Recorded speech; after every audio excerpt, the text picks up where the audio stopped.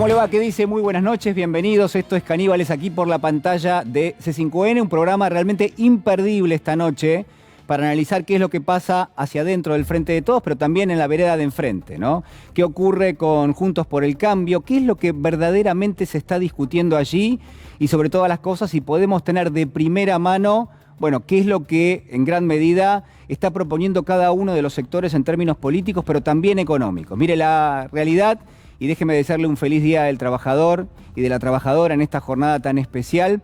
La verdad es que el principal problema que enfrenta la Argentina, yo diría casi en medio de un contexto realmente con mucha desazón, tiene que ver con la inflación. ¿Por qué? Porque es la quinta esencia misma de algunas cuestiones que no son menores. Por ejemplo, la pérdida del poder adquisitivo del salario, de la cual hablamos, y también la dignidad que representa tener un trabajo en la Argentina. El trabajo siempre es un ordenador en términos personales, familiares y también sociales. Y la pregunta es qué pasa cuando ese trabajo en gran medida no sirve para llegar a fin de mes. O en todo caso, cuando las cifras que denotan que en la Argentina sigue creciendo la posibilidad de encontrar un empleo no tienen un correlato en la posibilidad también, como yo le decía, de en gran medida poder pagar lo que es la supervivencia, la reproducción de las condiciones materiales de la vida, así a veces le decimos, y no es menor, ¿no?, tener en cuenta esto. Por eso arranco el programa muy brevemente haciendo un repaso de cómo estuvieron los precios en el mes de abril. ¿Para qué? Bueno, para que usted pueda sondear en gran medida cómo le va a ir al salario, cómo le va a ir al bolsillo, qué es lo que va a pasar en términos de la discusión paritaria, o es qué es lo que debiera pasar en todo caso si es que de todas maneras no ocurre, ¿no? Como me temo que en algún punto puede llegar a pasar, teniendo en cuenta que el sector del empleo en la Argentina no es totalmente formal, no está formalizado y que hay grandes sectores que están en la informalidad, más de 7 millones de personas en este momento, y que si bien tienen algún tipo de recomposición, por supuesto no todos, siempre queda a mitad de camino con respecto a cómo evolucionan los precios en la Argentina. Este es un fenómeno que no es nuevo, pero que se ha agravado, se ha profundizado en los últimos meses. Pues señor director, a ver, repasamos un poco cómo están los precios, esto que ha hecho la producción y que es un anticipo. Ustedes recuerden que recién el día 12 el INDEC va a dar a conocer cuáles son los datos de la inflación, pero esta es la fotografía, por lo menos para algunas consultoras privadas. Suba de alimentos promedio 5,7%. Y ahí usted tiene un desagregado: carne 5%, lácteos 7%, panificados 6,3%, las bebidas e infusiones 5,5%, las verduras 4,6%, la fruta 7%, el aceite 4,3%. Realmente son cifras, yo diría, alarmantes. ¿Para qué? Para la velocidad a la cual venía registrándose los incrementos de los alimentos en los últimos meses en la Argentina. Y cuando digo últimos meses, por supuesto, no me refiero al mes de enero y febrero y marzo, donde ya hemos visto subas realmente importantes, sino a lo que venía sucediendo en el último año. Ahora, ¿qué pasa con el consumo? ¿No? Este consumo que siempre es tan importante. ¿Qué pasa con el consumo de alimentos y cómo se mide la elasticidad? Esto es, sube de precio, una familia puede dejar o no de consumir, por ejemplo, carne. Y lo que vamos a ver, señor director, si lo podemos mostrar, es que efectivamente el consumo por habitante en el mes de marzo, este es el último dato disponible, está en 47,7 kilos. Esto es una caída de 2,7 puntos interanuales, es decir, cae el consumo de carne en la Argentina. Y fíjese este dato que no es menor: comemos 22,6 kilogramos menos que hace 13 años. Es decir, ha caído de una forma realmente dramática. Usted sabe que además la carne representa un insumo básico de cualquier canasta alimentaria en la Argentina por la cantidad de aporte que tiene en materia de proteínas y porque el sustituto muchas veces, a veces acompaña en los precios, la carne de cerdo, la carne de cualquier ave, pero al mismo tiempo, si uno quiere buscarle un sustituto, a veces se terminan las familias yendo para el lado de los farináceos, que por supuesto no son tan nutritivos y no tienen una alimentación vinculada a lo que es lo proteico.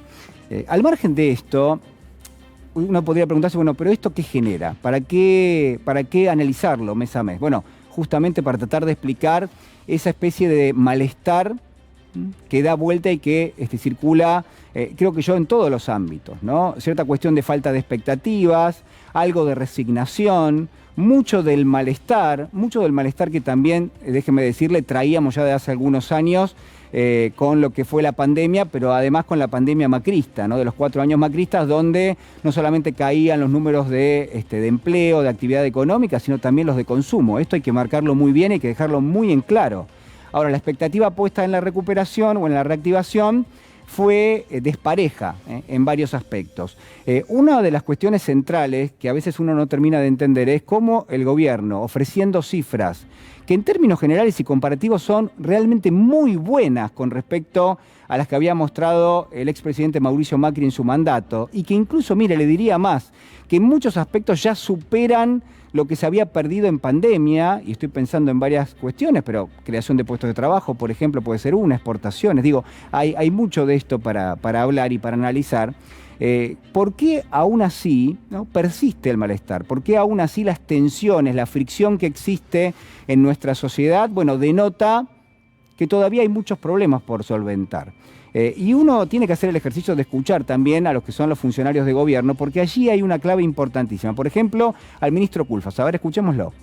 Me preocupa la inflación en general desde hace un rato largo. La verdad que este es un tema que Argentina lleva ya más de 15 años con esta dificultad, ya son de 2 dígitos y ahora con todos los elementos en contra. En el caso de abril, bueno, todavía no vi los números de cierre, las proyecciones que estaban haciendo, pero no viene bien. No voy a decir números porque, insisto, no tengo las proyecciones, pero no esperamos una baja muy pronunciada. Sí una baja, pero una baja muy pronunciada, y sí la expectativa es que en mayo empiece a tener una baja más importante.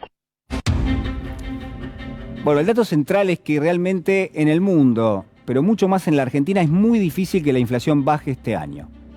Si uno tiene la expectativa de que la Argentina tenga un registro de inflación de entre 1 y 2 puntos porcentuales mensuales, que es ya muchísimo para el promedio internacional, yo le diría que este no va a ser el año.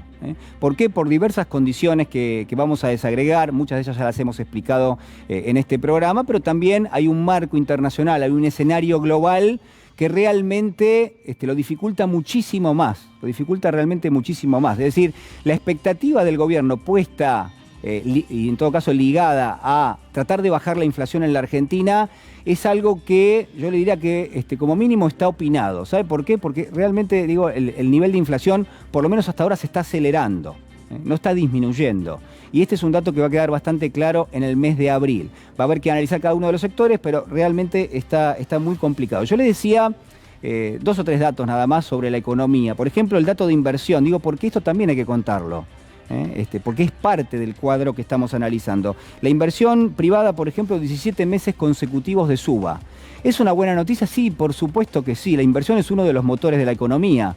Lo que pasa es que en el formato que tiene nuestra Argentina, la matriz económica se mueve mucho más, genera muchas más oportunidades, genera mucha más inclusión e igualdad si se mueve la maquinaria del consumo que si no se mueve. ¿Qué es lo que está pasando hoy? El consumo se mueve muy lento, hay otros motores que funcionan un poquito más, el caso de la inversión funciona un poco mejor, el saldo comercial también uno podría decir que se está reactivando, pero de todas maneras la verdad es que no alcanza. La verdad es que no alcanza y que no es un sistema que genere inclusión. Otro dato positivo, digo porque también hay que darlo, el empleo privado, ¿no? Por mes número 13, el empleo privado crece en la Argentina de forma consecutiva. Me hace acordar a los casi 18 meses que tuvo el expresidente Macri de caída consecutiva justamente del empleo privado. Entonces, uno ahí, la verdad es que en algún punto tiene una sensación encontrada, ¿no? La Argentina está mucho mejor en muchos aspectos, pero al mismo tiempo no es suficiente. Porque somos más de 40 millones de personas y porque muchas de esas personas dependen de un mercado informal que no actualiza los salarios en función de lo que es la inflación. Eso también está pasando. Ahora, vamos a medirlo, ¿le parece? 7,6 millones de personas están en la informalidad. Trabajan todos los días, salen temprano, hacen sus actividades, reciben un dinero, reciben un sueldo. No están registrados. Pero cuando se hace el estudio de cómo está ese ecosistema, ese universo de personas, mire, han tenido alguna mejora en los primeros 3 meses del año. Incluso le diría más, en los primeros 2 meses del año, si uno toma la medida, han tenido una mejora, el INDEC la calcula en torno al 4%, entre 4 y 4,8% en sus ingresos. Ahora, ¿cuánto fue la inflación durante ese mismo periodo? 8,8%. Es decir, que mientras trabajan, están perdiendo poder adquisitivo permanentemente. Salen todos los días a trabajar para perder poder adquisitivo. Y claro, esto no es justo.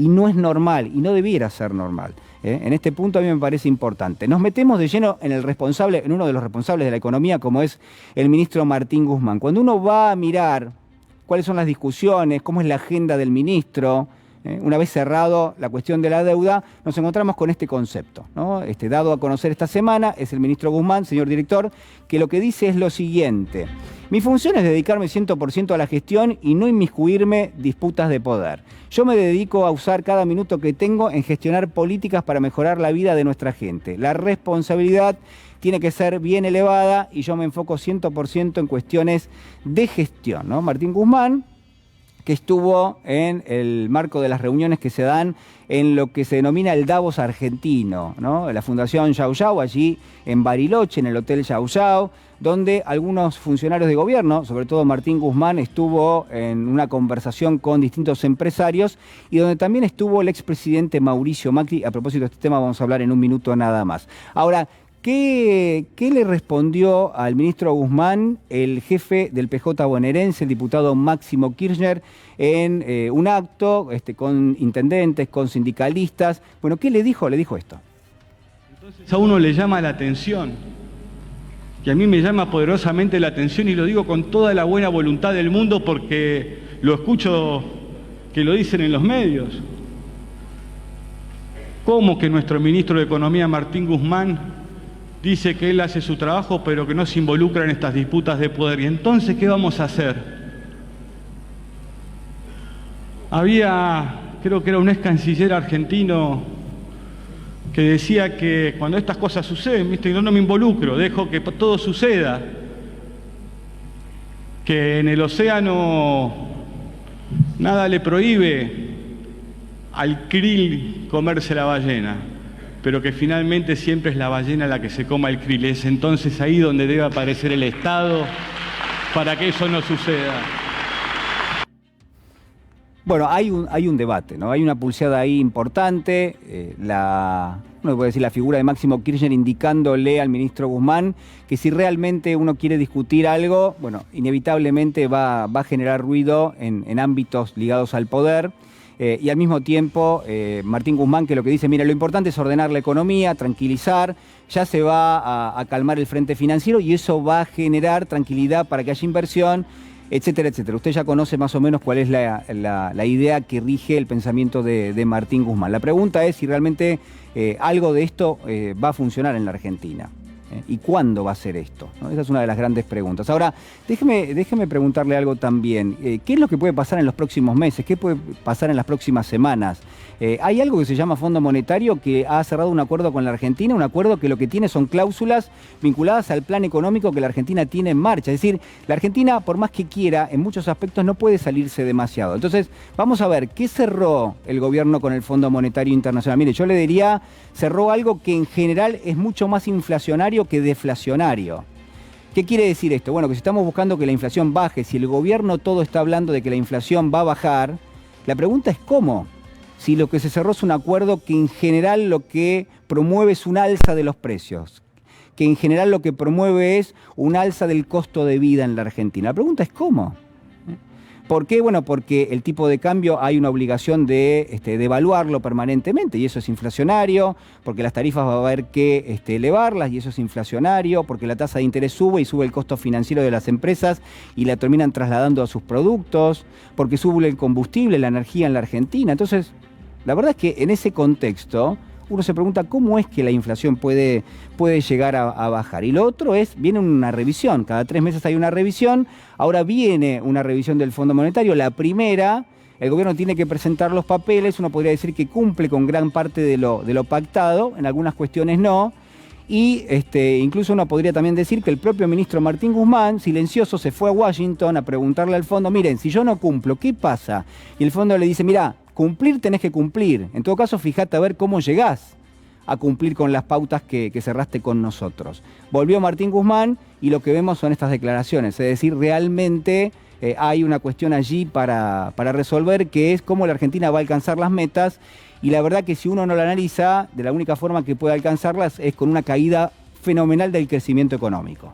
¿no? Porque se demanda menos dólares, porque de esa manera también se apaga la maquinaria del consumo y no hay presión en carácter inflacionario, porque el gobierno de esa manera importa menos, si hay menos crecimiento, y paga menos dólares, puede conservar las reservas y por ende puede cumplir con el Fondo Monetario. La verdad que hay un montón de mecanismos por los cuales una caída en la actividad económica, etcétera, puede generar algún tipo de cumplimiento con el Fondo Monetario. Ahora, ¿qué piensa el presidente de la Nación de esto, ¿no? ¿Cómo el presidente está evaluando la situación económica? Escúchelo.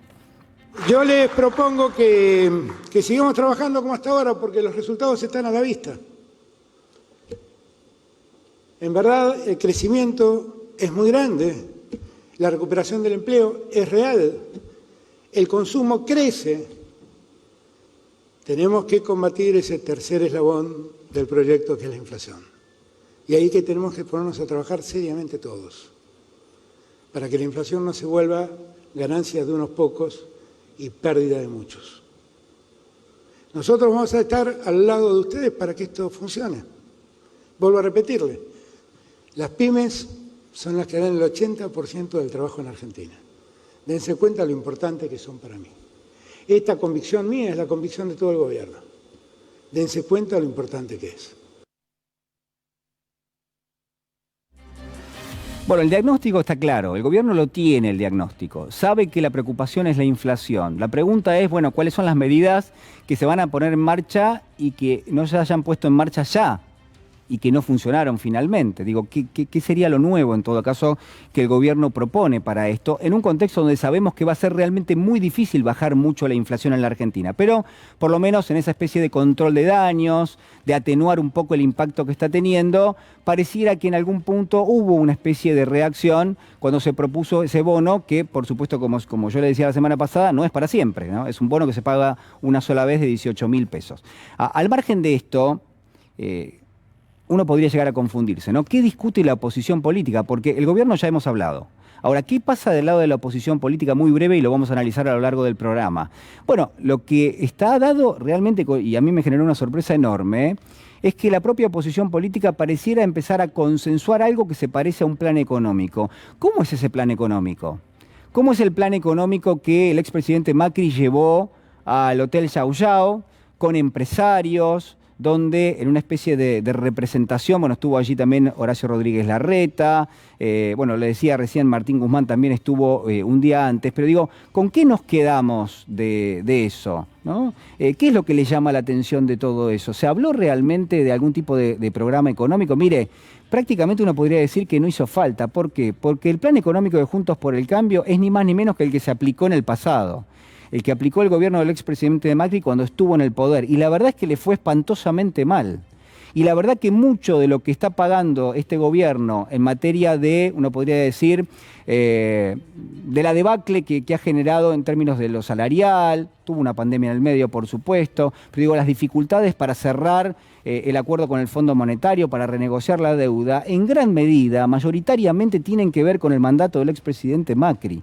Entonces uno se pregunta, bueno, ¿a qué fue Macri a hablarle a los empresarios?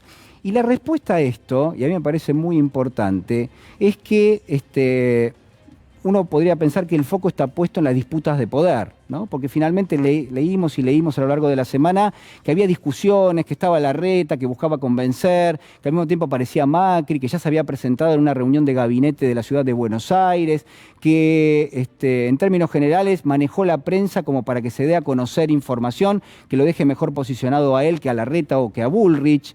Entonces uno dice, bueno, pero ¿cuáles son las disputas que hay en Juntos por el Cambio? ¿Son disputas por ideas económicas, son disputas por ideas de carácter social o son disputas de poder que se cierran, pero que detrás lo único que tienen es un mismo plan económico, que lo mismo que tienen es una sola idea, la idea fundamental que ha regido el mandato del expresidente Macri, que podría volver a tener como epicentro quizás alguno de estos candidatos llegados al poder? Y la respuesta es ni más ni menos que esta.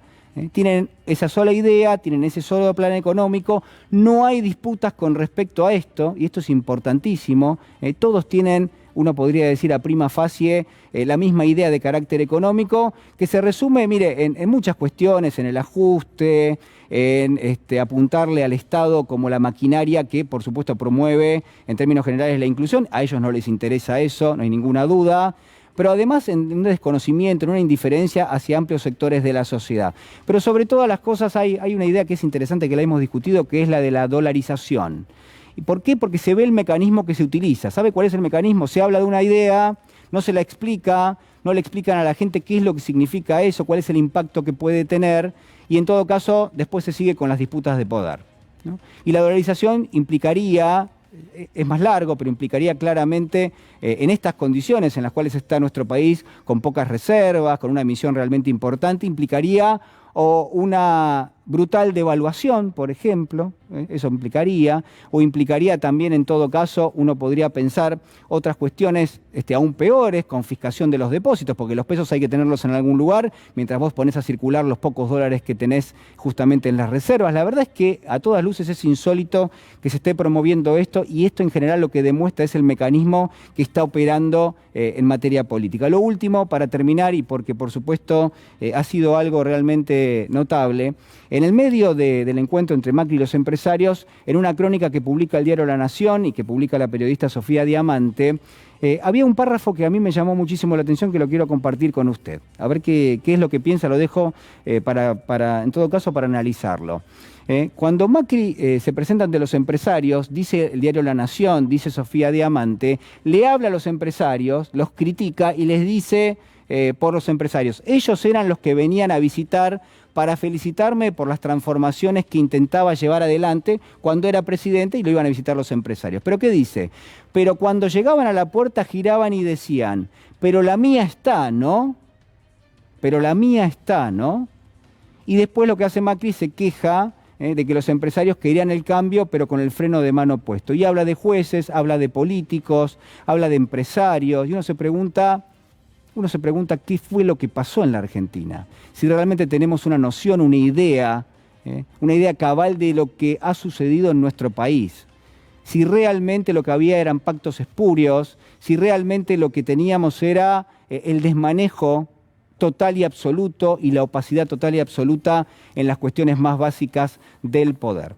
Le decía que ha sido una semana realmente de furia para la oposición política. Este es el informe. Los radicales separan los problemas en dos, en los que no tienen solución y los que se arreglan con el paso del tiempo. Entonces nunca hacen nada, son unos inútiles.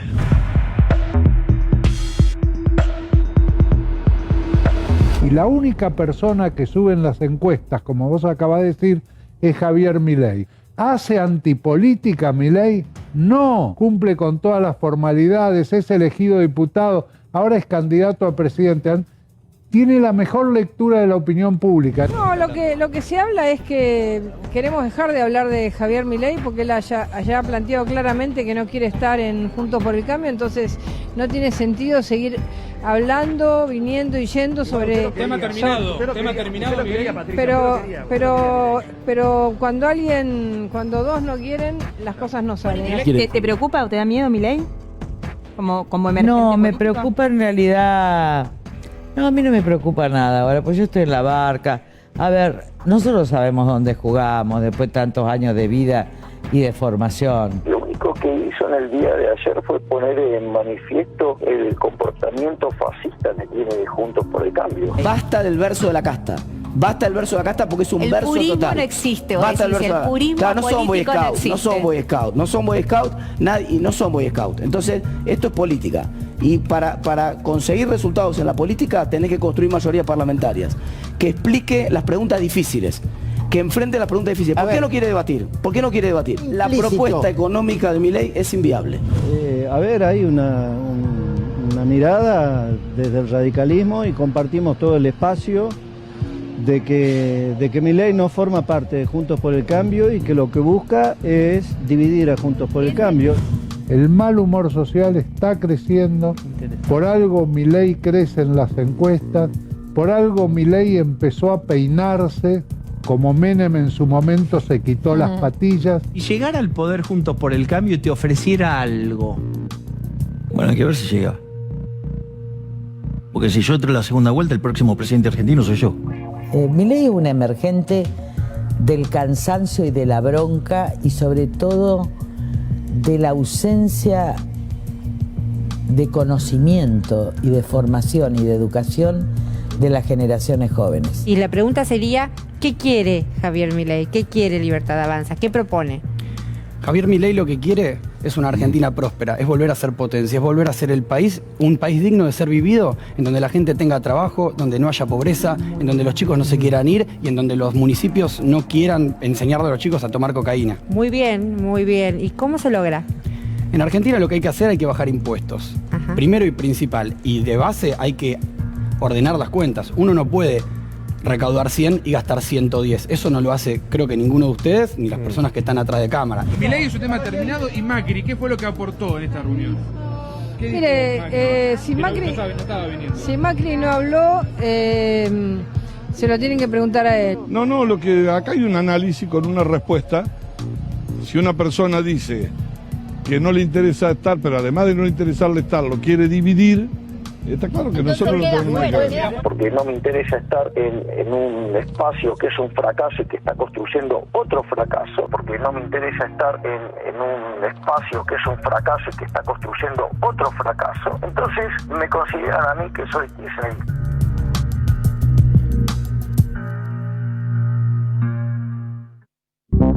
Bueno, muy bien. Natalia Salvo, buenas noches, doctora. ¿Cómo le va? Buenas noches, ¿cómo está Julián? Veía que ha sido una evaluación de qué es lo que pide la derecha reaccionaria y conservadora, que es siempre contracción del gasto público, endeudamiento, baja de impuestos. Y pensaba en lo que decía el ministro de Economía respecto de la técnica, ¿no? Sí. Hacer mera técnica y no tener disputas de intereses. Un ministro de Economía en un proceso hiperinflacionario y que se reúne también, digámoslo, ¿no?, con el poder concentrado. Entonces, me parece que hoy, siendo el Día del Trabajador y la Trabajadora, tenemos que ver que a lo que siempre apuestan, que no existe la correlación de fuerzas, que las variables económicas no dan. ¿Qué correlación de fuerzas existía con el primer movimiento obrero organizado, con los mártires de Chicago, con los obreros de la Semana Trágica, con los obreros de la Patagonia Rebelde, en el peronismo, cuando se obtuvieron las primeras conquistas? Eso me parece que tenemos que salir de ese posibilismo, porque de la derecha, del otro lado, sí hay personas que están interpretando ese hastío respecto de la representación política y, por supuesto, que lo van a llegar siempre para los mismos programas empobrecedores del movimiento obrero. Doctor José Manuel Ubeira, ¿cómo le va? Buenas noches. Buenas noches, ¿cómo está usted? Me lo crucé Ubeira en el pasillo y estabas puteando. No, perdóname que te diga, porque no es... No, bueno, pero es un estado natural mío, eso no hay pero ninguna, o sea, no es ninguna novedad. No, pero estaba mirando ahora como buen abogado que soy, esa pregunta que quedó inconclusa, la mía está, ¿y qué le habrá contestado Macri? Sí, la tuya está, papá. ¿Cómo no va a estar? Y así se fueron 100.000 palos. Cuando Macri pregunta eso, y seguramente que le debe haber contestado. Y ahora se sentó con los muchachos ahí en Bariloche. La verdad, miraba con alguna nostalgia porque ese salón desayunador de Yao Yao es impecable. Y deben estar viendo a ver concretamente cómo es que terminan de rematar toda esta faena. Porque en verdad son todos exitosos. O sea, llevaron un tipo como Macri, que es una catástrofe. Larreta, que gobierna en la mejor jurisdicción de la República Argentina y lo único que cobra es impuestos. Creo que habló Melconian. Porque si habló Melconian, cerró el boliche. O sea, este muchacho es una catástrofe. Todos son fracasados totales.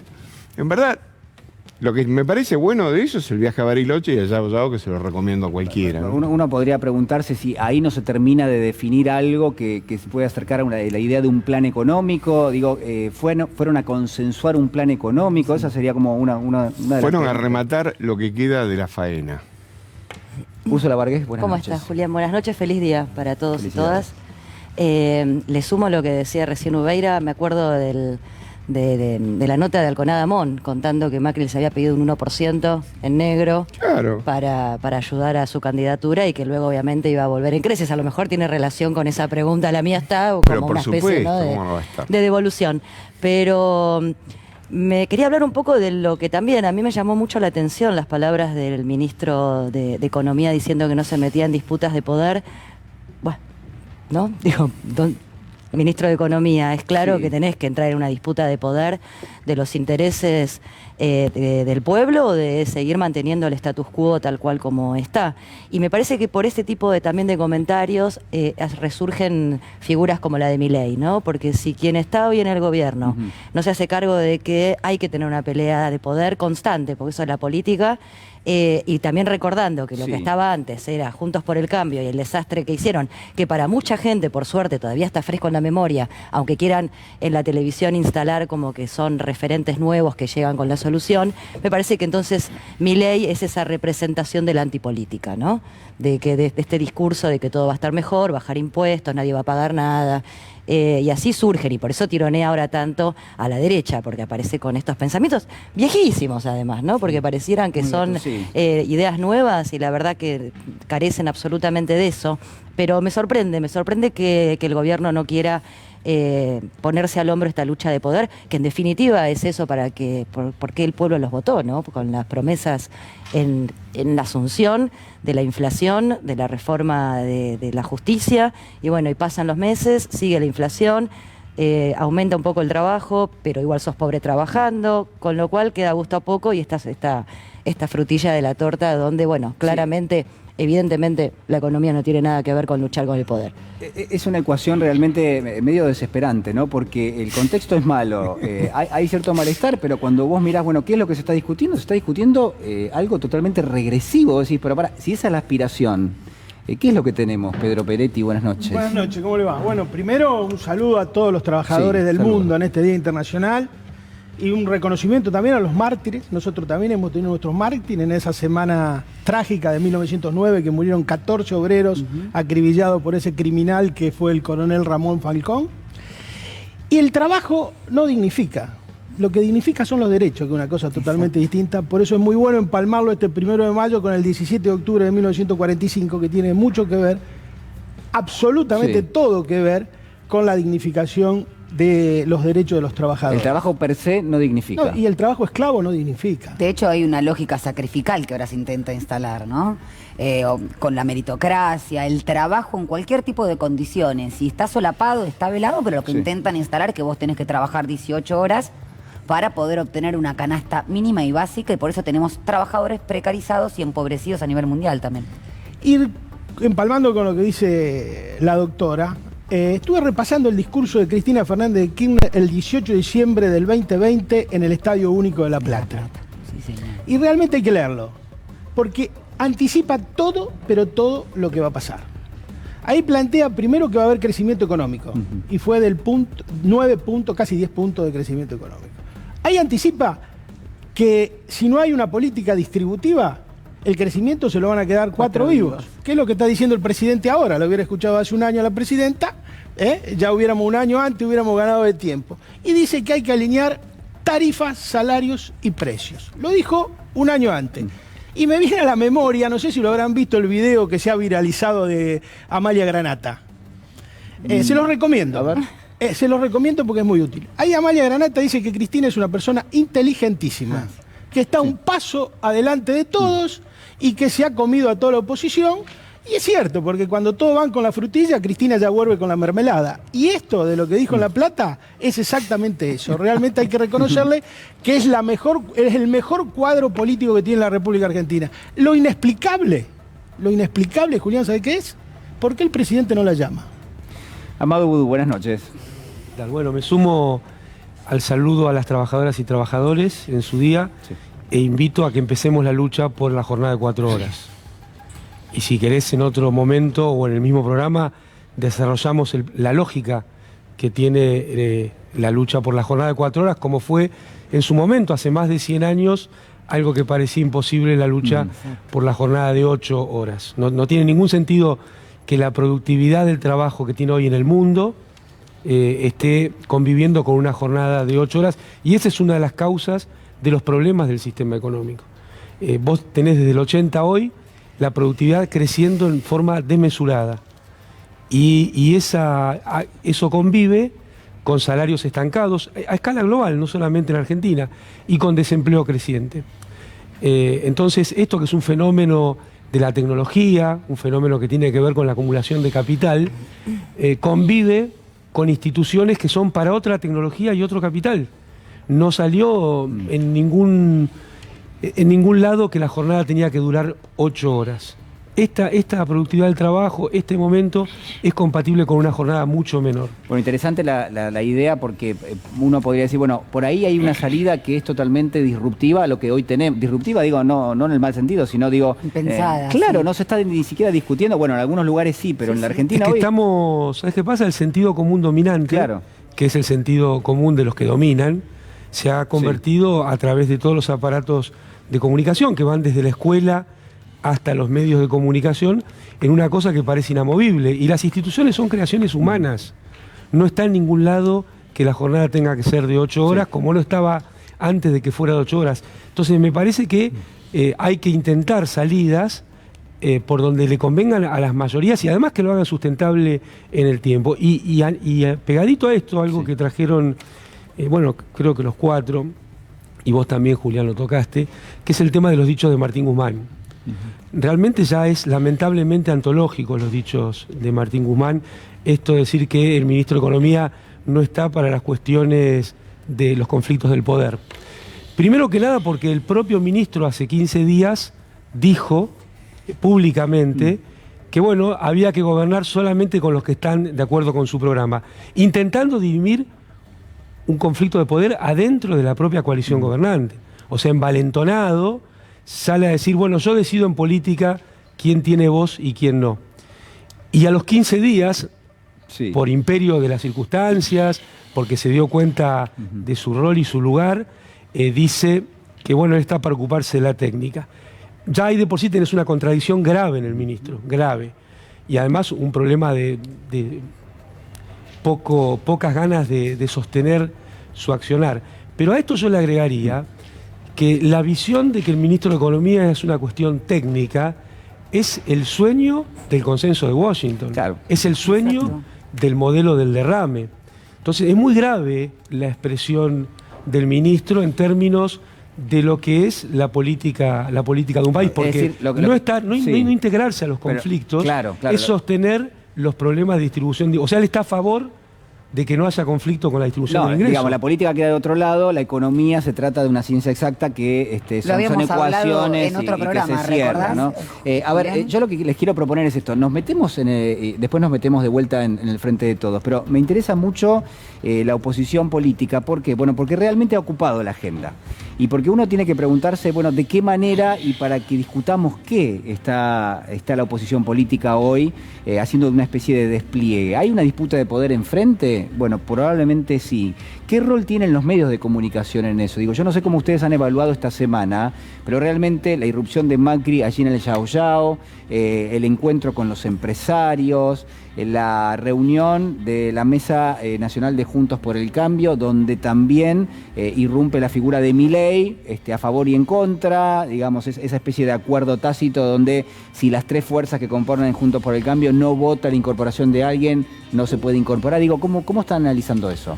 Yo creo que tuvimos una semana de una fuerte ofensiva de la derecha destituyente, empezando por el tractorazo que vivimos el sábado pasado, y que está todo enmarcado dentro de este mismo plan, que es tratar de generar una situación de caos muy similar a la que se generó en el año 1975 previo al golpe de Estado. Cuando uno se toma el trabajo de releer qué es lo que se pasaba y cuáles eran los actores, el campo, los medios de comunicación, la justicia, son los mismos actores y creo que van en la misma dirección. Yo creo que acá el gobierno ha perdido iniciativa política. Eso es claramente, creo que la debe recuperar, creo que estamos en condiciones de recuperarla si entendemos que hay que poner un par de ideas fuerza, una de las cuales debe ser mejorar la calidad de vida de la gente, porque es inadmisible. O por ejemplo otro caso, yo estuve viendo esta semana lo que pasa con las bibliotecas populares. Tenemos casi 2.000 bibliotecas populares que tienen problemas, 200 millones de pesos. Nos van a cerrar las bibliotecas populares a nosotros. Que la cierre la derecha, que cuando nombra la palabra cultura saca el revólver, uno lo puede entender, pero que la cerremos nosotros, no.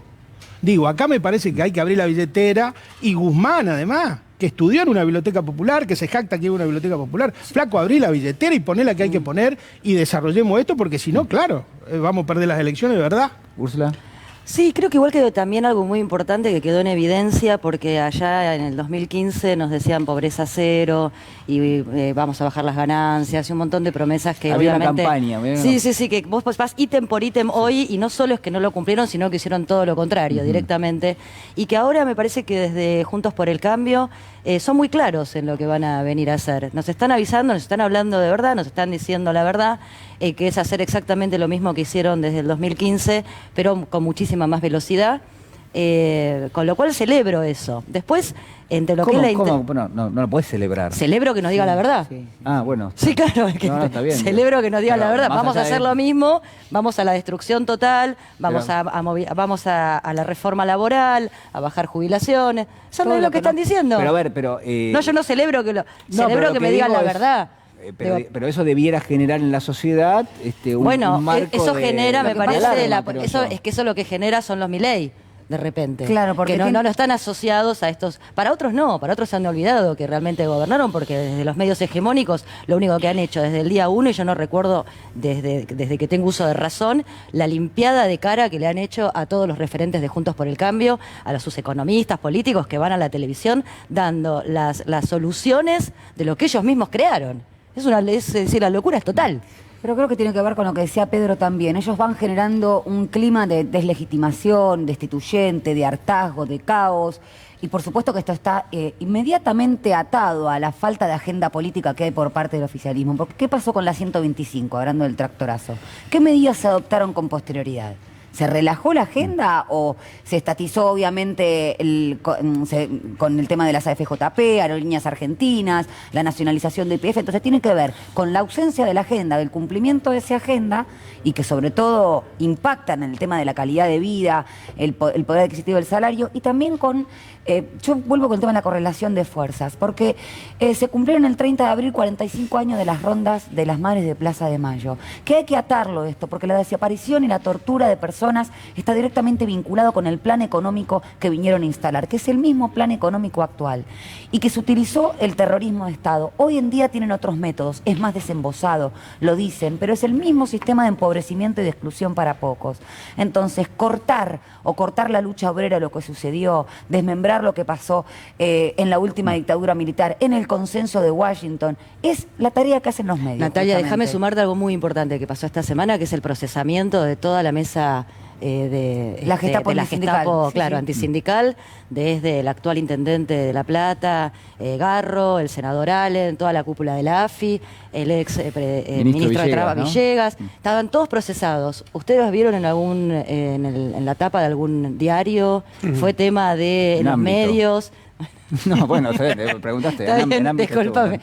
No, estoy hablando es muy grande tu medio también, pero digo... responsables civiles de... Exactamente. Y me parece que es sin la necesidad, está volviendo en la misma ideología, sin la necesidad de secuestrar y de torturar y de desaparecer, ¿no? Imagínense, cierren los ojos un segundito, nada más, si hubiesen sido todos referentes del campo nacional o popular los que estuvieran procesados por estar espiando y... haber escuchado al ex ministro de Trabajo en sus sueños húmedos desear una Gestapo, ¿no? José. Sí, yo tengo una especial devoción por Gramsci. Sí. Y Gramsci elaboró en los cuadernos en la cárcel, que son como 30 y pico de cuadernos, un concepto que nosotros utilizamos ahora, que es parte de la política y de la cotidianidad, que se llama la hegemonía cultural. El primer tipo que inventa la palabra o ese concepto es Gramsci. Entonces, ¿por qué sale eso? Porque él dice que Lenin plantea la toma del poder en la Unión Soviética como una acción directa. Y él dice, en Europa eso no va a pasar porque tenemos democracias o semidemocracias consolidadas y lo nuestro es una guerra de posiciones. Entonces, cuando analiza verdaderamente el poder real, consistente, dice que hay dos planos. Uno que es el poder artillado, que es el poder concreto de las armas, la represión y las capacidades que tiene el aparato institucional. Pero el que él más teme es el de la hegemonía cultural, que es el que derrama hacia abajo y que coloniza la cabeza de la gente generándole desesperación, desesperanza, comerle el día a día al más necesitado y al más pobre. Donde finalmente lo que pasa es que el tipo se levanta a la mañana y lo único que ve es una pared. Entonces, claro, allí el medio de prensa o el medio, digamos, político, bueno, él habla de la iglesia, de los tipos que no son el poder institucional, son los que verdaderamente construyen la política. Y bueno, yo creo que justamente esto que estamos pasando acá en la Argentina no es ni más ni menos que una versión gramsciana de la hegemonía cultural, de cómo los medios concentrados, con más un grupo de personas que no tienen ningún tipo de pudor por las instituciones, es más, sostienen que cargárselas es beneficioso para la estructura del país, finalmente terminan ganando estas pequeñas batallas. Yo no sé si van a ganar la guerra, pero lo que está claro es que la única forma de poder enfrentarlo es si el gobierno sale de una estructura desmovilizante y poco garpadora, porque la verdad es que Alberto Fernández y el grupo que lo secunda no calienta ni un muerto. Entonces, lo digo con toda franqueza, porque no es porque el presidente es una persona que goza de mi total simpatía y le tengo cariño en personal. Ahora, lo que ocurre es lo siguiente, vos lo mirás, lo que pasó en Came y lo que pasó en el Yao Yao, y lo de Came es una cosa desangelada. Mientras que los tipos van al Yao Yao, lo ponen al mono de Melconian, que es un desastre, una catástrofe, que todo lo que prometió en su vida fue una catástrofe. Lo ves a Macri, que es el mariscal más grande de la derrota de la República Argentina, que entregó el país con 100.000 palos, y resulta que los medios de prensa de lo único que se ocupan es el Yao Yao, como si se hubiera producido un encuentro celestial, hubieran bajado los enanos verdes de Marte. Entonces, digo, muchachos, calentemos a la gente, o sea, provoquemos algo. E involucro también a los muchachos de la cámpora, que realmente hay que sacar a la gente a la yeca, porque los van a morfar. Y si realmente a este presidente le va mal y a este partido del gobierno le va mal, lo que venga después, pero se van a acordar del día que los parieron a todos. Porque estos no vienen por un cacho de la Argentina, vienen por la totalidad de la Argentina. Entonces, digo, muchachos, por favor, dejemos esta cosa prudente, esta cosa naif. Es muy desangelado el gobierno. Esa es la palabra. Amado. Sí, Gramsci hablaba incluso del diario como el partido, ¿no es cierto? Que era un partido en sentido amplio en un país. Y claro, fuimos de los tiempos de Mitre, donde Mitre lo hacía explícito en el editorial 1 y decía, la nación será una tribuna de doctrina, de un montón de doctrinas, o de los diarios de la Revolución Francesa, que eran hojas, pero ponía la cara el que lo escribía, a la situación actual en la cual están enmascarados los intereses que están detrás de estos diarios. Pero todo esto es conocido. Yo creo que lo más impresionante, a cielo abierto, cómo se discute por fuera del sistema democrático el modelo de país en Yao Yao. Porque cuando uno empieza a leer todas las crónicas, bueno, aparentemente hay una disputa entre dos tipos de empresarios, aquellos que han surgido de los empresarios que tienen que ver más con la globalización y con los sistemas informáticos y todas estas nuevas tecnologías, y aquellos otros empresarios que requieren del Estado, de la protección del Estado, por ejemplo el caso de los caños, famoso caso de los caños sin costura. Entonces ahí se está discutiendo una nueva configuración de qué le va a exigir el poder real al supuesto poder democrático en los tiempos que vienen, y lo están discutiendo en lugares como el Yao Yao, con los dirigentes que van a ser sus representantes. Claro. Por eso también lo de Guzmán es llamativo. Esas reuniones son para dirimir a cuál de esos dirigentes el sistema va a intentar imponer. A intentar imponer, digo, porque miremos lo que terminó pasando con Macri, ¿no? Cuando esas políticas no pueden dar respuesta a las grandes mayorías, bueno, termina tristemente como fue el final del gobierno de Macri. Ahora, esto requiere, porque para mí hablar de la oposición está bien, pero tenemos que hablar de la propuesta.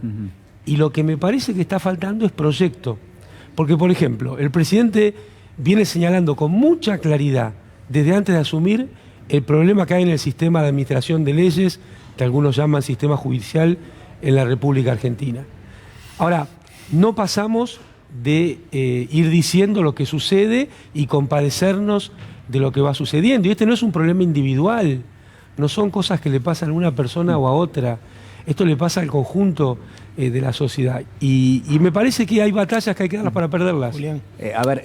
Sí, Pedro, un segundo, porque, se dijeron cosas muy interesantes, muy importantes. Todos han dicho y han hecho un aporte para tratar de entender qué es lo que está pasando y qué es lo que se está discutiendo. Incluso no podría agregar algo más. Lo que se veía durante la semana son hasta los retos de los medios de comunicación para Juntos por el Cambio por no ponerse de acuerdo. ¿Por qué? Bueno, porque se supone que están poniendo en riesgo que... Por excluir a Milei. Claro, no sé, digo, realmente uno no sabés hacer la hegemonía. Claro, los columnistas del diario Clarín, La Nación, sí. Es el reto... Y lo retaron a Morales, públicamente. Lo retaron a Gerardo Morales. Claro. Pero lo que pasa es de que acá es lo que tenemos que entender, que la relación de fuerza se construye operando sobre la realidad de acuerdo a los intereses que vos representás, no los que vos no representás. O sea, se supone que vos tenés que operar sobre la realidad defendiendo los intereses que te votaron, no los que no te votaron. Naturalmente. Así que es una cosa que vos te lo ponés a ver, y en ese sentido quiero hacer una reflexión, no porque esté Amado acá. Yo no entiendo cuál fue el pensamiento para ponerlo a Guzmán de ministro de Economía. ¿Cuál fue la idea? Hay una nota muy interesante que revela eso. Porque, sí, la vi, la nota, pero... Las dos veces, siempre que importamos un ministro o un presidente de afuera no fue mal, con Levington ni ahora. Pero si hay dos herencias que nunca se valoran del kirchnerismo y que son muy concretas, son una... Buena parte de la población aprendió a leer los diarios a través de la pelea contra los medios. Muchos aprendimos a leer y a descular las noticias en los intereses detrás de la noticia. Y la otra fue que dejó una escuela de economistas heterodoxos. Nos venía viendo muy bien. No fue muy bien con Amado, no fue muy bien con Kicillof. ¿Por qué cambiamos esa línea? Si con sopa sanando, sopa sigámosle dando, dice el refrán. Yo voy a ser de abogado del diablo y voy a decir que Guzmán fue presentado como el hijo no reconocido de Stiglitz. Stiglitz siempre fue un economista cercano a la mirada del gobierno. Pero es norteamericano Stiglitz. No, pero nosotros necesitamos un argentino que estudie en la universidad, que te haga. Pero no, Pedro, no me corras con el tema de que es de afuera, porque digo, hay grandes economistas heterodoxos en el exterior. Stiglitz, yo no sé, que Amado me corrija, pero Stiglitz, Krugman, son economistas muy reconocidos que tienen ideas distintas de la Pero no dejan de ser parte del sistema. No, pero está bien, pero... Pero a mí no se me ocurriría preguntarle a Krugman quién tiene que ser el ministro. Soy presidente de la República, no se me ocurrió ir a preguntarle, por más amigo que sea, a Putin, quién tiene que ser el presidente de la República, el ministro de Economía de la Argentina. Pero a ver, la decisión del presidente estuvo, se lo puso a Martín Guzmán. Guzmán tuvo una primera parte donde renegoció la deuda privada. Un error. ¿Fue buena? Claro, yo coincido. Eso haberlo hecho antes de cerrar con el fondo era un error. Era un error, porque era una pelea entre acreedores. Pero el fondo nosotros lo dijimos desde aquel momento. Acá había una pelea entre acreedores. Es más, los informes del fondo de febrero del 2020 ya indicaban que Argentina tenía que tener un buen acuerdo para poder volver a endeudarse, para volver a ir a los mercados. Entonces, con todo respeto por todos los economistas formadísimos y que ocupan todos sus lugares, no entender que hay una cuestión centro-periferia, que hay una cuestión, si querés, neocolonial, en la cual vos no podés resolver los problemas de un país que tiene muchas cuestiones coloniales con las recetas que hoy tiene el centro. Porque la ciencia económica es una ciencia histórica, no es una ciencia en abstracto. Entonces, lo que fue bueno para Inglaterra en el siglo XVI no necesariamente es bueno para Inglaterra hoy. Y esto se podría intercambiar con lo que es bueno para Argentina en algún momento. Entonces, pensar la economía como una ciencia histórica, como una cuestión matemática, me parece que es un error tremendo, y además pensarla por fuera de la política. Pensarla por fuera de la política local, pero sobre todo por fuera de la política global. Sí, José. Sí, yo recuerdo en la Facultad de Derecho nosotros teníamos dos materias, que era economía política y política económica. Entonces, yo recuerdo que la definición de economía, si no la modificaron, era la administración de recursos escasos. Entonces, generalmente cuando se produce la administración de recursos escasos, la decisión es política. O sea, si en una casa vamos a pagar la hipoteca y vamos a pagar el colegio de los pibes, y un día decidimos que eso no lo hacemos más, sino que vamos a pagar el cable y un spa espectacular o un viaje a Yao Yao, lo más probable es que eso sea una decisión política. Entonces, a mí me parece que lo que, más allá, digamos, de Guzmán, que puede ser un señor, a mí no tengo ninguna cuestión personal, no lo conozco, ¿no? Yo tampoco. No lo conozco, me parece un joven muy despierto, en fin, me parece que tiene que ser un hombre de primer nivel. Pero lo que me parece que lo que falla es la decisión política de qué es lo que tiene que hacer Guzmán. Porque en última instancia, el que designa las políticas o que dirige las políticas es el presidente de la República. Y el ministro de Economía no es ni más ni menos que un ejecutor de esas políticas. Entonces me parece que si hubo decisiones mal tomadas con respecto a qué era lo que pasaba con el Fondo Monetario Internacional, habrá que ver concretamente en la escala piramidal dónde es que realmente se tomaron malas decisiones. ¿Y no piensan que el gobierno de Alberto Fernández asumió con un condicionamiento tan importante que la posibilidad de tener autonomía en materia de toma de decisiones ya estaba de alguna manera comprometido? ¿Uno no podría pensar eso? Está bien, pero más una cosa más. El punto es que eso también se dice constantemente. Pero es que la habilidad de ser presidente en una circunstancia de esa naturaleza es para lo que te votaron. Es para sacarte el quilombo de encima o ahorrarnos el problema a nosotros. Entonces, Alberto Fernández cuando se ofreció como presidente, sabía positivamente que se iba a encontrar con este estado de situación. A lo mejor cuando llegás al lugar todavía te lo encontrás un tanto peor. Sin pandemia. Bueno, fenómeno. Llega la pandemia, que es un enorme engorro, un terrible problema. ¿Pero qué circunstancia la pandemia para tomar decisiones? Para lo cual no está preparado ningún presidente, porque la pandemia es un hecho... Pero bueno, en cualquier caso, también lo que noto es que tampoco se ha dejado ayudar mucho el presidente. Entonces me parece que si pide apoyos y ayudas políticas para resolver el problema, yo creo que todo el mundo está para apoyarlo. Pero me parece que hoy, ya a esta altura del partido, como acaba de decir Amado, el problema de cómo fue gestionada tanto la deuda privada como este tema del Fondo Monetario Internacional, fueron un conjunto de malas decisiones políticas con mucha tibieza. Entonces ahora, me parece que el adjudicárselo solamente a Guzmán me parece un error. No digo, y la afectación de intereses, la necesaria afectación de intereses que viene de la mano de la adopción de decisiones políticas. Mira, un tema concreto de esto que está diciendo Natalia. Cierro una cosita porque creo que va a tener que ver con lo que decís, Amado. En el mundo se hizo un proceso de acumulación de ganancias para los más ricos. Hay un informe, creo que lo hizo CEPA también, de los 50 fortunas que incrementaron su patrimonio a raíz de la pandemia. Es decir, que tanto en el centro como en la periferia se produjo proceso de concentración del capital. Y de empobrecimiento del otro lado, ¿no? Entonces, ahí hay una clara decisión política que adoptar en función de los intereses objetivos que se representan. Y yo quiero tomar algunas de las palabras que se dijeron en el plenario sindical del PJ bonaerense en relación a esta situación. Y que tiene que ver con que no hay una victimización, más allá de que hay momentos muy difíciles para el presidente Alberto Fernández, porque acá las verdaderas víctimas son esos sectores empobrecidos, que es difícil desde ya que sí, pero también Cristina dijo en aquel 18 de diciembre del 2020, sino que se vayan a buscar otro laburo, pero sin cuestiones personales, tiene que ver con la complejidad de un momento institucional y político de estas características en donde la gente tiene hambre, donde el salario no alcanza y donde hay decisiones políticas para adoptar en tanto y en cuanto se quieran tocar los intereses concentrados. Pedro. Yo creo que el mundo está viviendo un cuadro inflacionario muy agudo, que eso repercute, estamos importando inflación y no estamos teniendo una política adecuada para controlar eso. Yo creo que el acuerdo que se firmó con el fondo es un acuerdo inflacionario, porque hay que tener en cuenta una particularidad del precio de los alimentos en la República Argentina, que es la irracionalidad logística que tiene la economía agraria en la República Argentina. El 30% de esa economía es logística, y el 50% de la logística es en dólares. Cada vez que vos hacés, de acuerdo al acuerdo con el fondo, tratá de hacer converger el dólar oficial con el dólar blue, va al precio de los alimentos. Cuando ajustás tarifa, va al precio de los alimentos. Cuando aumentás la tasa por pedido del fondo, va al precio de los alimentos. Entonces ahí nos vamos a encontrar que en este mes que viene de inflación vamos a tener otro aumento muy importante en los precios de la canasta familiar, como lo reflejaste vos en los cuadros que presentaste al principio. Por eso digo que el acuerdo con el fondo es un acuerdo que impacta directamente en la calidad de vida del argentino. Por más que te digan que no hay ajuste, el ajuste en los bolsillos está y se va a sentir muchísimo. Úrsula. Sí, me quedé con dos cosas, ¿no?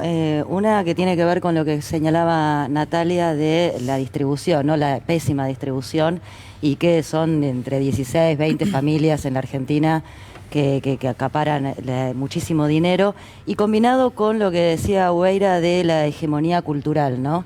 Porque hay una pata muy importante también de la sociedad, donde vos ves que por un lado putean, por ejemplo, puteamos por el precio de la carne y terminamos aplaudiendo a los dueños de las vacas, ¿no? Digo, hay como una ruptura, me parece, cultural, donde por un lado reclamamos, queremos un país distinto, pero nos asociamos un poco a nivel cultural con los grandes terratenientes, con los grandes, con el gran poder real de siempre, y me parece que en eso hay mucha inteligencia desde las clases más altas, donde nos percibimos más cerquita de un lado que realmente de los trabajadores, del pueblo, de las clases con más problemas, con más necesidades. Entonces, me parece que no es casual esta combinación de la hegemonía cultural y la bajada de línea de terminar defendiendo por el gran sector de la población, muchos no, pero muchos sí, hoy me toca de cerca, además con gente que además tiene muchas necesidades, de terminar repitiendo Cristina Chorra y estos metamensajes que no llevan a ningún lado, con terminar volviendo a celebrar a quienes después te van a esclavizar, bueno, ¿no? De alguna manera. Esa era justamente la pregunta. A ver, cuando uno mira lo que ha sido la discusión esta semana, y yo de vuelta pongo el foco en la oposición política porque me cuesta creer que proponiendo lo que se está proponiendo, que es volver a las viejas recetas que no funcionaron, que generaron mucho de lo que hoy tenemos y que realmente se han demostrado tan contundentes que incluso, vamos a suponer el caso, que en una cuestión hasta de voluntarismo, porque hasta el propio presidente dice tenemos que distribuir mejor, es casi imposible hacerlo. Digamos, entiendo que el contexto es inédito, hay una guerra, etcétera, el precio de los alimentos y la energía ha subido mucho, pero la verdad es que la inflación ya la teníamos instalada. Sí, señor. Y mucha de esa inflación la generó el gobierno del expresidente Macri también, porque la hizo saltar de 25 a 50 puntos. Y lo que estamos viendo es que esa inflación está saltando ahora de 50 puntos y está yendo a un nivel superior. Entonces digo, ¿cuáles son las ideas que nos van a dar un poquito de mejora, de distribución en términos generales? Digo, que no van a poner la situación tan compleja. Digo, ¿cuáles son las ideas? No creo que sea la reforma tributaria que dice Macri, no creo que sea la reforma laboral que dice Macri, no creo que sea, aparte, totalmente contradictorio, vamos a bajar el déficit y al mismo tiempo vamos a bajar los impuestos. Entonces, digamos, hay algo que nos está cerrando. Digo, ¿cómo vas a hacer entonces? Creo que dijeron que van a recortar el déficit en, no sé, 8 puntos del gasto. Digo, una cosa... Van a eliminar todas las regulaciones, dijeron. No va a haber más ninguna regulación. O sea, pero eso ya sucedió en la Argentina. Primero, como bien señalaste, este proceso inflacionario lo puso en marcha Macri. No lo inventó este gobierno, lo puso en marcha Macri. Lo que este gobierno no está encontrando es cómo lidiar con salir de eso, ¿no? Porque finalmente es eso. Exactamente. Pero mira, la necesidad es expandir el campo de lo posible. Es buscar aquellas soluciones que pueden ser disruptivas, que pueden tocar intereses, pero que van a servir para que sea sostenible el crecimiento. Y el crecimiento no es sostenible si no hay inclusión social. No es sostenible. En algún momento, y más rápido que tarde, se detiene. Entonces, por ejemplo, en los 2 primeros años de este gobierno hubo alrededor de 27.000 millones de dólares de excedente comercial. O sea, de dólares que tendrían que haber quedado en la Argentina. Esto no sucedió. Eso hubiera permitido negociar con el banco, con el Fondo Monetario de otra manera. Vos tenés que ir creando las condiciones para negociar más fuerte o defendiendo mejor tus intereses. Esto es llorar sobre la leche derramada, no. Esto es mirar hacia adelante. Claro. Porque en este trimestre hemos tenido muy buenos precios, muy buenos niveles de exportación, muy buenos niveles de liquidación y probablemente tampoco aumenten las reservas. Entonces, esas son las cuestiones. Vas a tener que friccionar con esos sectores, vas a tener que hablar en blanco sobre negro, porque si no, dentro de 3 meses vamos a volver a estar hablando de lo mismo. Y esto es lo que el gobierno no se puede permitir a sí mismo. Yo creo, además, que la propuesta de todo este espacio yao, llamémoslo, está más inflada por los medios que en la realidad. Vuelvo a dar el ejemplo de La Matanza. En la última elección, el Frente de Todos perdió 250.000 votos, solo en el distrito de La Matanza. ¿Sabés cuánto aumentó el PRO? 19 votos. Entonces, No es que hubo un corrimiento. Sí, pero a ver, Amado. Entonces, ahí hay que detectar el porqué. Sí, pero a ver, ¿Por qué? Es muy simple. Pero a ver, porque tenés un problema de ingresos en la población. Pero a ver, el malestar de la gente, que se va profundizando. No me gusta hablar de la gente, pero el malestar de todo, porque finalmente a cada uno le toca de alguna manera. Pero además se le suma al malestar la inacción. Pero no te hace susceptible a que de pronto pase alguien y diga, miren, la verdad hay que quemar el Banco Central. Y la verdad, ¿sabes qué? Como no pasa nada, a ver si lo quemamos y todavía funciona. Que no me recorten esto porque me muero, digamos. Pero viste que te sacan de contexto siempre. Bueno, no, pero me parece que además del malestar y del no llegar a fin de mes te van a y poner de trabajar... Claro, viste, ahora de pronto hay que quemar el A mí Banco me parece Central. que también se le suma, sobre todo los que podemos tener un plato de comida 2, 3 todos los días, ¿no? Que no es lo mismo que quien está laburando y no puede darle de comer a sus hijos, debe ser una situación tremenda. Se suma también esto, ¿no? El relato que hace el gobierno de sí mismo, pero que no termina en acción. Termina solamente en, bueno, hay que distribuir más, bueno, hay que... Y algunas batallas que me parece que podrían ser unas estrategias buenas y además para la unidad del Frente de Todos, como por ejemplo esta renta extraordinaria por las ganancias inesperadas, que podría ser una gran batalla y que me parece que podría dejar también a la vista quienes defienden cada sector de la sociedad, ¿no? Para ver que siempre Juntos por el Cambio, cuando hablan de no, van a subir impuestos, que es solamente para ese poder real, te hacen creer a vos, clase media, que también te lo van a cobrar a vos, ahora, ¿no? Entonces ese proyecto... te van a sacar el chalet, el Renault 4 y se van a quedar con tus cosas. Sí, entonces eso. tienen esa inteligencia. Pero me parece que lo que genera también en muchos que hemos votado al Frente de Todos es esto, es no ver la voluntad política de decir, bueno, puede salir mal, pero vamos a dar pelea. No la veo. De todas maneras tengo para mí, que digo para recordar en memoria no tan lejana, cuando Néstor Kirchner lanzó ese plan asistencial, La Baña no estuvo de acuerdo y lo echó. Pero vos estás trazando un paralelismo que no me parece que no aplica, perdóname que te diga. No, digo... Pero no por nada, digo, por las cuestiones de relaciones de poder, relaciones de fuerza. No, está bien, pero digamos, la decisión, digamos, de determinadas cosas que están pasando, las toma el presidente de la Nación y no el ministro de Economía. Pero en este marco y en esta disputa que existe... en esta disputa que existe, el presidente de la Nación tiene que hacer la cosa que se le espera de un presidente de la Nación. Por eso yo separo a Guzmán. Pasó en el gobierno de Kirchner, La Baña no estaba de acuerdo con los montos de que está en el canje, en el primer canje, el de 2005. Sin embargo, se hizo a partir de la decisión política de Néstor Kirchner. Sí, pero era una realidad distinta. Acá tenés un... Todas las realidades son distintas. Ya sé, me refiero desde el punto de vista político. Acá el poder político de los votos está en un lugar y la lapicera está en otro, como dice Artemio siempre. No importa, pero lo que quiero decir es que esto es un sistema presidencialista. Eso lo tiene claro hasta Cristina Fernández de Kirchner. Y la que tiene lapicera es el presidente de la República. Y si en última instancia estamos con el debate de Cristina y de Alberto, lo que tiene que hacer Alberto es ocuparse de la cosa que la Constitución dice que tiene que hacer Alberto. Pero doctor... Ya está, es fácil. Sí. Este muchacho, Guzmán, no funciona. El otro día me acaba de llegar un dato hace unos días que hubo una reunión el fin de semana. Culfas y el ministro de Economía y un senador nacional los reputió sencillamente porque no se ocupaban de las cosas que eran necesarias para el pueblo. Entonces, esto acaba de pasar ahora este fin de semana. Pero doctor, además hay que moverse. Si digamos, el problema central es que el presidente no quiere llamar a la vicepresidenta para consultarlo. A ver si se entiende. Digo, tenemos que partir de que hay una realidad muy confusa desde el punto de vista político, que alguien que llegó a donde llegó piensa que llegó por condiciones personales, naturales propias, y no porque alguien lo empujó para que llegara hasta ahí. Eso es una realidad. Claro, son dos cosas diferentes. El presidente está legitimado por el voto. Obviamente, a ver, pero no hay ninguna duda. Julián, yo no tengo ninguna duda de lo que vos decís, pero... si no estuviera el apoyo de Cristina, Alberto tendría tanta posibilidad como yo. Claro, pero eso, discúlpame, ¿no? Pero esto lo quiero aclarar porque no es un tema menor. Porque todo el mundo me tiene con ese tema y la verdad que con esa historieta se ve que va a pasar es que vamos a terminar todos en el fondo del cajón. Entonces ya realmente tengo las bolas llenas de escuchar el tema de Cristina y de Alberto. La Constitución lo puso Alberto, juró por la Constitución. El que tiene la responsabilidad institucional de llevar adelante la política económica del país es el presidente de la Nación.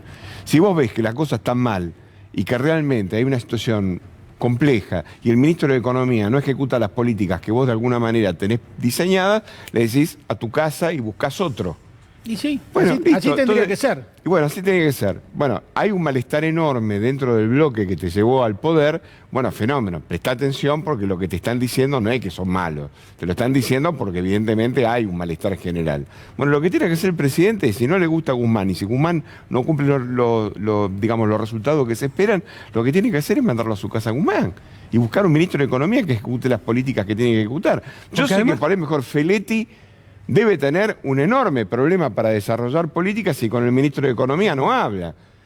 Yo sé que Feletti debe tener enormes problemas si por ahí el mejor Culfa le frena algún tipo de decisión. Entonces tenés el secretario de Comercio, que es el que maneja la economía interna del país, en una situación, digamos, compleja, sencillamente porque no nos ponemos de acuerdo y en el medio estamos todos nosotros. Déjate de joder. Si nosotros lo votamos para que hagan las cosas bien, no para que las hagan mal. Amado. No, que además este tema desaullado, ¿no? No es un espacio institucional, es un bloque de poder.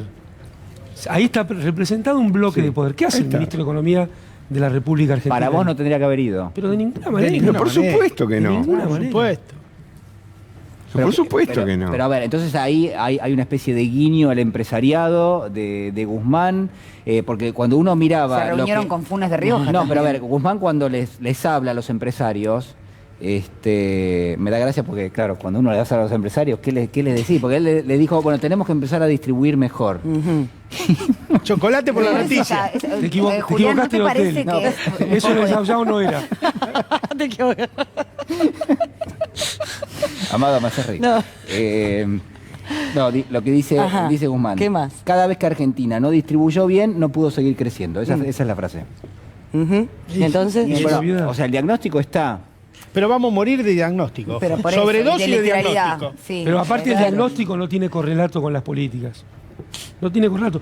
Como lo decíamos hace ya un par de programas, siempre los programas del FMI en la Argentina fueron inflacionarios.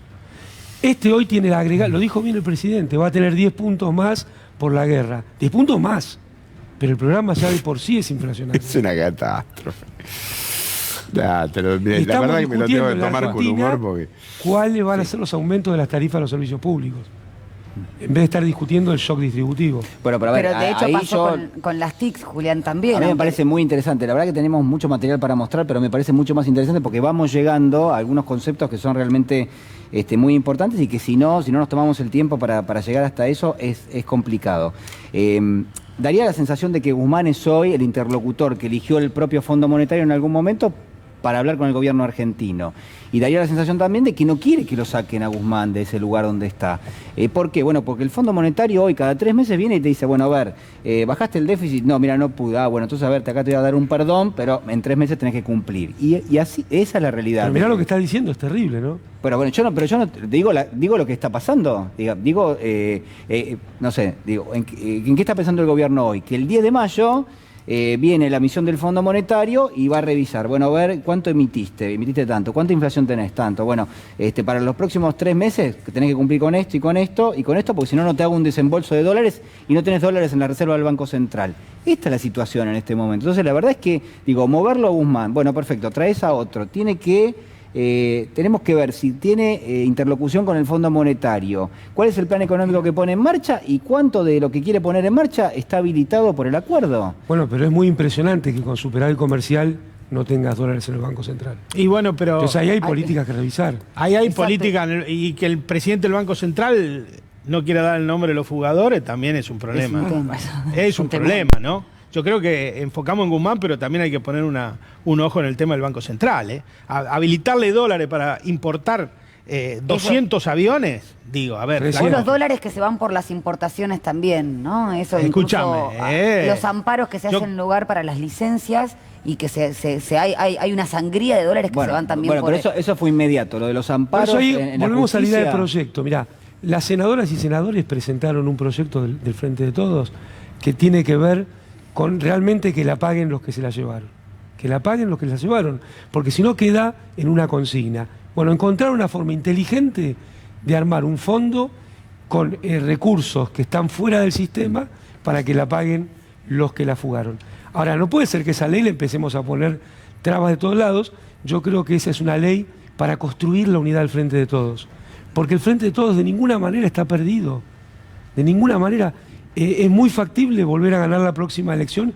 Y no es importante ganar la próxima elección, sino es para seguir mejorando la vida de las Amado, argentinas. pero no pensás que es hermoso de escucharlo, pronto, Amado. digo, ¿no? Vos hablabas de este bloque de poder, ¿no? Porque lo integran políticos, economistas, jueces, hay de todo en la ensalada. Y tenemos una corte que claramente también forma un partido político y una ideología que tiene que ver mucho más con Juntos por el Cambio que con un gobierno nacional y popular. De salir una ley así, que yo veo que también la anunciaron con bombos y platillos y se va desdibujando, como muchísimas cosas, las podría frenar también la Corte Suprema diciendo que es inconstitucional. Sí, podrían pasar siempre muchas cosas. Yo creo que las batallas hay que darlas igual. Las batallas hay que darlas porque es la batalla de las ideas, es la batalla de la hegemonía cultural. Ahora, si vos no das una explicación de por qué la tienen que pagar los que la fugaron, o que hay algunos que la fugaron, y queda todo, como dijo el ministro Guzmán, en cuestiones técnicas, bueno, la población no tiene por qué entenderte, porque vos no estás explicitando bueno, lo tu que pasó con programa y no estás Vicentín, ¿no? construyendo Claro, alrededor que yo de creo eso. que fue el comienzo como de la catástrofe, el tema Vicentín y lo mal que se explicó. Bueno, ahora también con el aumento de tarifas de telefonía y de cable, que se beneficiaron las que justamente realizaron amparos contra el decreto. No, pero además el aumento era solamente permitido para las cooperativas y las pymes que sí se adhirieron a derecho y justamente a las otras no, pero igual aumentaron un 12, casi un 15%. 30%. Exactamente, Porque ahí pero nadie sale a explicarlo bien, ¿no? Venimos leyendo en los medios hegemónicos que Cristina se ocupa solo de sus temas. Cristina se ocupa solo de sus temas. Y resulta que la Corte miró para otro lado con el endeudamiento. La Corte miró para otro lado con los aumentos de tarifas. La Corte miró para otro lado cuando aumentaron de hecho la edad jubilatoria a las mujeres en 5 años. Entonces Cristina no se está ocupando de sus temas.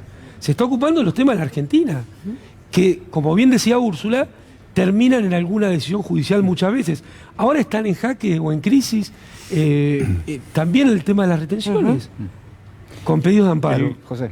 El otro día el ministro Lorenzetti dio un reportaje, una entrevista larga en Radio Mitre, y utilizó una metáfora marina, que la Corte Suprema es como el palo mayor de un buque que no va ni hacia la izquierda ni a la derecha, y que restablece el centro de la Constitución Nacional, y que la Corte Suprema es partidaria de la Constitución Nacional y que no hay una Corte de carácter populista o una justicia de carácter populista.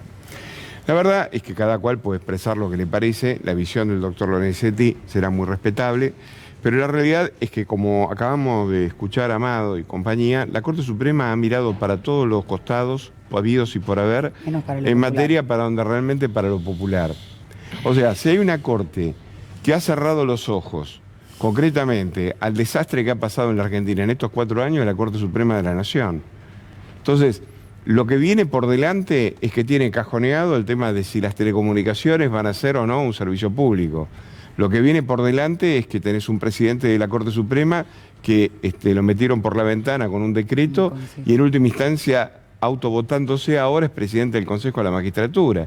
Entonces, digo, me parece que, para decirlo de alguna forma, pongámonos los pantalones largos, porque si no va a terminar siendo lo que está pasando ahora, que lejos de ser el palo mayor, si es el palo mayor debe ser un barco chiquito, porque en verdad el palo es bastante chiquitito.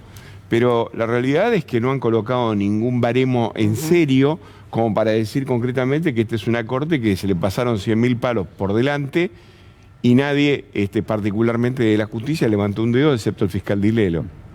Entonces, la verdad es que lo de la justicia también es de una enorme hipocresía, y esto hay que decirlo. Y la verdad que si los muchachos que son muchachos jóvenes que trabajan en tribunales y los jueces jóvenes, que yo sé positivamente que muchos de ellos no tienen nada que ver con toda esta maniobra, finalmente lo que están haciendo es rifar el futuro de todos los argentinos, el de ellos también. Porque el día que esto se vaya al carajo, realmente, ¿quién le va a pagar los sueldos que van a cobrar que están cobrando los jueces? Porque esto finalmente lo financiamos nosotros con nuestro laburo. Ahora, sabés que la canastita que estaba a mí arriba... me parece que que se está desarrollando a la vista nuestra y lo estamos mirando y el gobierno lo mira y todos lo miramos, se está desarrollando un golpe de Estado en cuotas. Acá hay una trifecta que opera claro. en forma destituyente, que es el campo, la corte y los medios, y actúan en perfecta armonía como un mecanismo de relojería. Amado planteaba el tema de las retenciones. Inadmisiblemente el juez Buto Fierro admite un recurso por el tema de las retenciones. Se debería haber, el juez de Río Cuarto lo rechazó y Límine dice, no, eso no es para No, mí. y el de Entre Ríos que se opuso, poco malo percutan en el medio de la plaza pública. Digo, viejo, te tenés que avivar, te tenés que dar cuenta que te están, pero te van a comer vivo. Y en el medio estamos todos nosotros. La verdad es que a ver, quedan muchos temas por ser mencionados. Me quedo con el tema de la justicia, de las retenciones también para el próximo programa. Voy a decir algo que se dice en televisión a veces, que es que se nos terminó el tiempo. Nos vamos a ir a una pequeña pausa. La verdad que el programa, no puede ser. El programa tomó su propio rumbo. Había mucho material para analizar. Me parece que en gran medida hemos llegado a conceptos realmente importantes, que son valiosos y ojalá quienes están mirando del otro lado lo hayan entendido así. Ha sido un programa distinto, ha sido un programa necesario totalmente, así que les quiero agradecer muchísimo. Y si ustedes están de acuerdo, los espero el próximo domingo. Vos sabés, Julián, que el palo mayor tenía una canastita arriba, sí, que ya se llamaba sabemos. El Carajo. El Carajo, exactamente. Sí. Y no, solamente volver a pedir que hay que empezar la pelea por la jornada de 4 horas. En el Día de las Trabajadoras. Y hoy, a las 12 de la noche. Yo quiero pedir un minuto. Sí. Para evitar el tema de que caduque la ley 27432 de la caducidad financiera de las industrias culturales. Está amenazado el teatro, está amenazado el cine, están amenazadas las bibliotecas populares. No nos puede pasar esto a nosotros. Debemos apoyar el proyecto del diputado Garro que permite, que pide extenderlo hasta 50 años el tema de los cargos específicos para determinadas actividades culturales. Bien. Me parece muy importante. Importantísimo. A mí también me parece. Medio sí, minuto vamos. también. Adhiero. Como hoy se celebra el Día Internacional del Trabajo, me parece importante ver que hay siempre una matriz discursiva profundamente antisindical. Pasaron en todos los gobiernos neoliberales.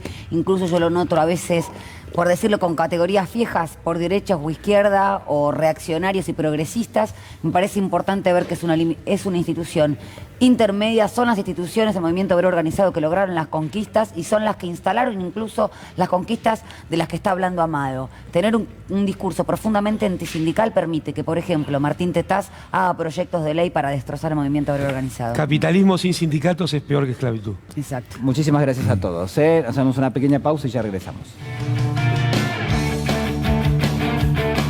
Muy bien, último minuto de nuestro programa aquí en Caníbales. Ha sido una jornada, me parece interesante, para analizar sobre todo qué es lo que se está discutiendo en el marco de la oposición política y sobre todo cómo se dan estas disputas de poder y en función de qué ideas, en todo caso, que se están poniendo en juego. Y ahí es donde uno descubre que realmente detrás de esas disputas de poder lo que hay es una misma conformación de un programa económico.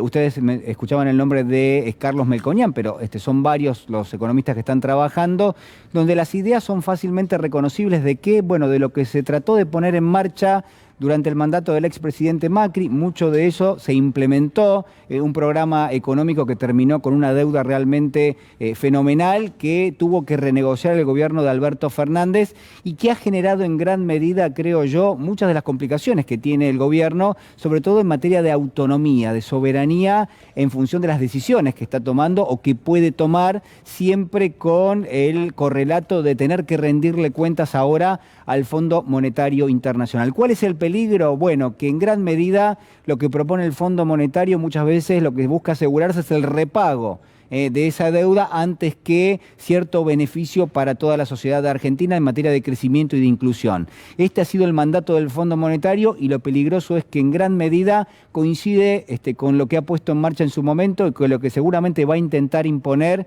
el gobierno eventual de Juntos por el Cambio si llegase al poder, y en todo caso lo que habrá que discutir hacia adentro del Frente de Todos es cuál va a ser la propuesta superadora para tratar de llegar al poder a fines del año próximo. Me despido, nos reencontramos si les parece el día de mañana, si quiere, en Recalculando a partir de las 23 horas. Cuídense, chau.